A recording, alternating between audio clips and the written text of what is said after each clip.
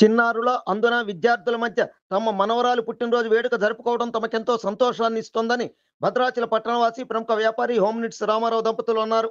కాగా భార్గవలక్ష్మి సుమంత్ కిరణ్ దంపతుల కుమార్తెన యువీక్ష పుట్టినరోజు వేడుకను ఆదివారం శిశుమందిర్ విద్యాలయంలో అమ్మమ్మ తాతయ్యలు ఘనంగా జరిపారు. ఈ వేడుకలో భాగంగా తొలుత శిశుమందిర్ విద్యార్థులు దేశభక్తి గీతం ఆలపించారు. అనంతరం చిన్నారుల చేతుల మీదుగా కేక్ కట్ చేయించారు. కేక్తో పాటు బిస్కెట్ ప్యాకెట్లు, చాక్లెట్లను పిల్లలకు పంచిపెట్టారు. ఈ సందర్భంగా హోమ్నిట్స్ రామారావు దంపతులు మాట్లాడుతూ తమ కుటుంబంలోని పుట్టినరోజుల వేడుకలను గతంలోనూ శిశుమందిర్లో జరుపుకున్నామని, తమ కుటుంబ సభ్యులు దూర ప్రాంతాల్లో స్థిరపరి అందుబాటులో లేకున్నా ఇలా జరుపుతున్నప్పుడు తమ పిల్లల మధ్యన జరుపుకున్నంత అనుభూతి కలుగుతుందన్నారు. అలాగే శిశుమందిర్ విద్యాలయం క్రమశిక్షణతో కూడుకున్నదని, భవిష్యత్తులోనూ ఈ విద్యాలయ కీర్తి మరింత ఇనుమడించాలని ఆకాంక్షించారు.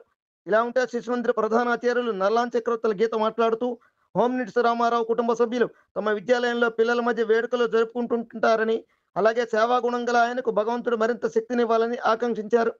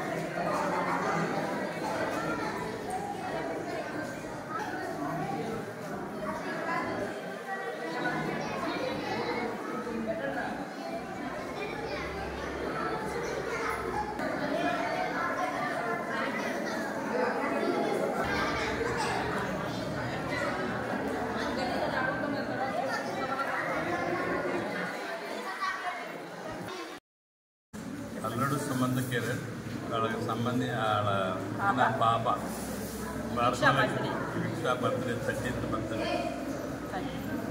12 అయిపోయింది. ఆ సందర్భంగా ఈ స్కూల్కి రావడం అయింది. అలాగే కేక్ కట్ చేయడం అండ్ బిస్కెట్ డిస్ట్రిబ్యూషన్ సందర్భంగా బాగుంది. చాలా బాగా నడుపుతున్నారు. సెకండ్ టైం రావడం. ఈరోజు రామారావు దంపతుల పుట్టిన సందర్భంగా మన పాఠశాల విద్యార్థులందరికీ కూడా కేకు, బిస్కెట్స్ అండ్ చాక్లెట్స్ వితరణ చేశారు. ఆ చిరంజీవికి ఆ సరస్వతి మాత కరుణా కటాక్షాలు ఇళ్ళవేళలా ఉండాలని మేమందరం కూడా మనస్ఫూర్తిగా కోరుకుంటున్నాము. గతంలో కూడా వారి మనవడు పుట్టినరోజు సందర్భంగా ఇక్కడ అందరికీ కూడా మంచి విందు భోజనం ఏర్పాటు చేశారు. అంతేకాకుండా శ్రీమతి రామారావు గారు, శ్రీమతి రమణ గారి వాళ్ళ చెల్లెలు గారి పాప పుట్టినరోజు సందర్భంగా మన పిల్లలందరికీ కూడా వాటర్ బాటిల్స్ అందజేశారు. వారు గతంలో ఒకసారి స్కూల్కి వచ్చారు. మన పాఠశాలను సందర్శించి మంచిగా అనిపించి మళ్ళీ మన స్కూల్కి వచ్చి రావడం చాలా విశేషంగా భావిస్తున్నాను. వారికి ఎప్పటికీ ఇదనే కాదు ఏదైనా కానీ సేవ చేసేటువంటి గుణం ఏదైతే ఉందో దాన్ని మంచిగా ఇంకా బాగా ఉండాలని, వారికి ఆ శక్తి ఆ సరస్వతి మాత ఇవ్వాలని నేను కోరుకుంటున్నాను.